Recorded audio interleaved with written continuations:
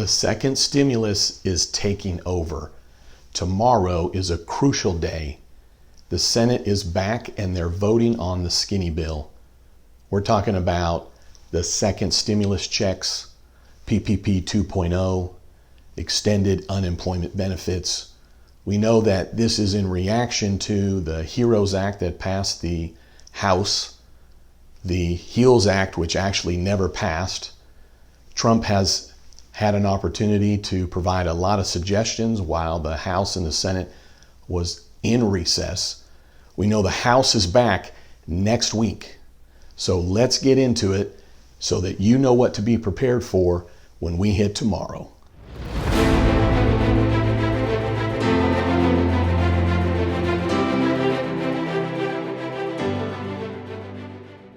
JJ the CPA here. Thanks for joining me.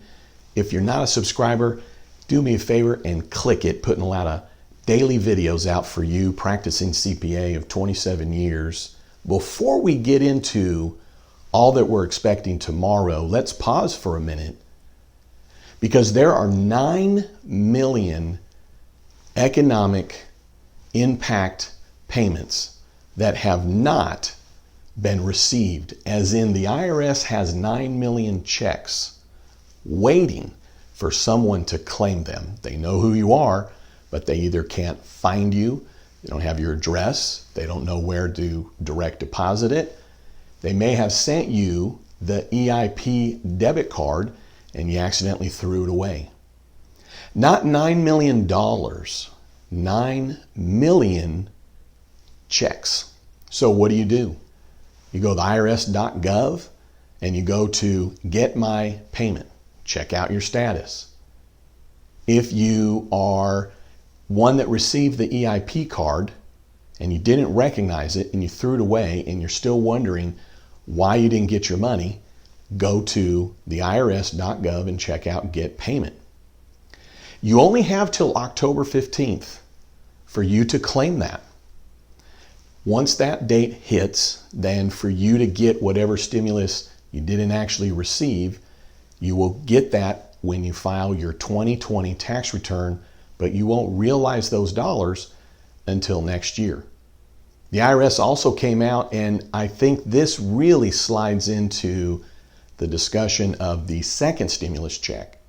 But the IRS came out and said, if you didn't get some of your stimulus money because your spouse or ex-spouse had back child support, file this form so that we can get you the correct amount. That is setting up for stimulus 2. The IRS also came out and said, hey, if you have a child and you didn't receive the stimulus dollar amount for that kiddo under 17, go to irs.gov and go to the non-filer page. I'll put links in the body of this and tell the IRS about it. So if you're wondering if you got your full amount, you should pause for a minute. It was $1,200 per adult, that's $2,400 married filing jointly, and $500 per kid. We know there were some income limitations, but if you don't have your money, it may be that the IRS is trying to find you. So the IRS is sending out 9 million letters. And in the body of this, you will find a link to the IRS showing you an example of what that letter looks like so that when it arrives, you won't think that it is a scam. Now, when we're talking about the second stimulus check here, we know that there has been bipartisan support from it from the beginning. You probably know from watching my videos that it is ridiculous that the Senate is putting forth the skinny bill and it doesn't include the second round of stimulus checks. So I don't feel that you need to be concerned that we're not getting a second stimulus check. I think that's going to come around. What you probably want to know though is, did you get your first one? How did you get your first one? Is your address on file? Have you filed 2019 since you got your first stimulus check that would have been based on 2018? Make sure the IRS has your information. How do you check on it? the non-filer for those that don't file, the non-filer if you have a dependent, and you can also go to Get My Payment. If you haven't filed your 2019 tax return, get it in, especially if your information has changed, such as your address or your direct deposit information. That way, when the second stimulus check comes out, you will be ready. Now, when we're talking about the skinny bill, we know that there's no stimulus checks in there, but Trump has said there's $300 billion left over from the first CARES Act. So why aren't we using that for the stimulus checks? No one seems to be talking about this, but that might be my hunch why the Senate bill does not include the stimulus checks. Because the CARES Act already carved money out to then send it to us Americans, whether individuals or small businesses. And when you have money left over, you don't need to pass a bill carving out those same dollars. So what will have to just be done is a reappropriation of those funds.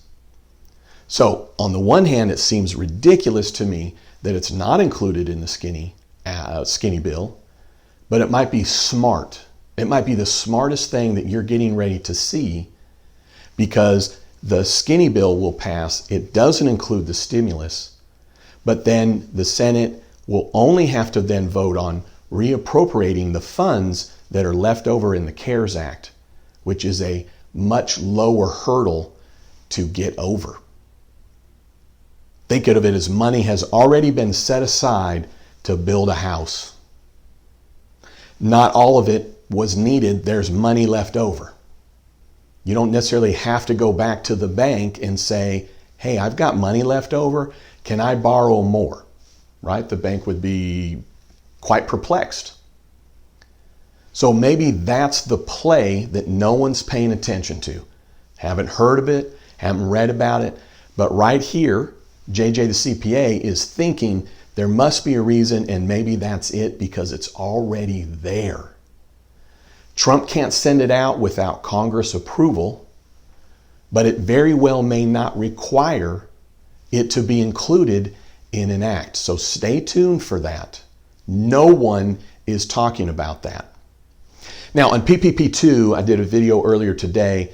What's great news about this is that in the HEALS Act, is what the Senate previously proposed, you had to have a 50% reduction in your gross receipts to be able to qualify for PPP 2.0. Big hurdle. They have, in the skinny bill, indicated that they'll set the hurdle at 35%. So if your gross receipts are down 35% or more, based on what's proposed in the skinny bill, you would qualify for PPP 2.0. You would be comparing first quarter 2020 to first quarter 19, or second quarter 2020 to second quarter 2019. Yes, there could be some different dates to pick from, probably going to be an expansion of what the money can be used for. It will be forgivable. It will be a similar program, as in it is forgivable if you're using the money as it was designed for in terms of the final act that comes out of this. Remember, this is leftover PPP money in the sense of this was money that wasn't used. So if you got the first round and you qualify for the second round, you will also get that. We have a wonderful viewer, Captain Phillips, and he had a great point today in indicating that in the application to get PPP 1.0 and in the guidelines, it specifically states you can't get another PPP amount. So very astute, because what that really leads to is we know that there's going to be a lot of new guidelines from the SBA related to this program. Here's an interesting note though on PPP 2.0. It was not included in the HEROES Act that passed the House. That is a huge reason the Senate is not going for the HEROES Act.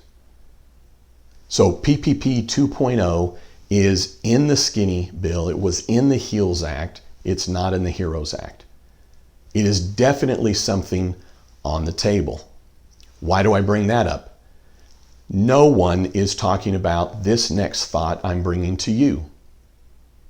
The reason the stimulus checks may not be in the skinny bill may be to counteract the PPP that's not in the HEROES Act. When you're going into a negotiation, the Senate may be saying, we want PPP. The House goes, we want stimulus checks. Now there's a negotiation. If the skinny bill includes stimulus checks and PPP, the House during negotiations is going to say, well, you already have stimulus checks. You're not giving us anything. So this is a very well calculated play that no one is talking about the reasons why, and that is the difference in what I'm trying to bring to you right now. Now, it will be for, as it is proposed in the Skinny Act, for less than 300 employees, those size employers. Let's talk about the unemployment. In the skinny bill, it's $300 a week, and it's not contingent on what the recipient would have been making prior. In the HEALS Act, there was a provision that it was $300 a week, in fact, $200 a week for a while, but it was not going to be more than 70% of what the recipient made. In the skinny bill, it's $300 a week. The HEROES Act, it's $600 a week. Now, check this out.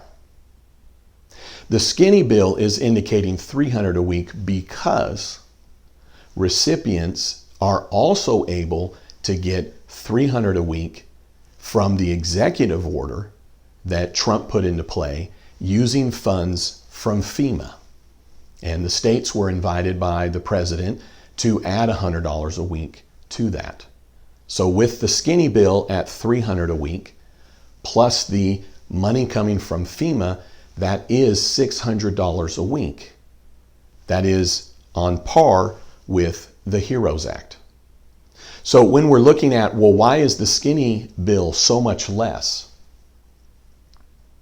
Well, obviously it doesn't include the stimulus checks, the second round, but maybe we feel differently on why. Bargaining chip. Doesn't seem fair to the American people to put us as a bargaining chip, but that's what's going on. Why doesn't it include as much unemployment? Well, because there's another department of the U.S. government providing that. Now, with that being said, not all states are providing it. Not all states have implemented it. And states such as Texas have implemented it, but it has already run out. Nonetheless, when we're talking about the unemployment, the skinny bill puts it through the end of the year, 12/27 to be exact, as well as the HEROES Act. Some minor things that are in the Skinny Act, but related to the emergency that was told to us a few weeks ago about the United States Postal Service. The Skinny Act forgives a $10 billion loan to the Postal Service. The HEROES Act has $25 billion to just give to the Postal Service.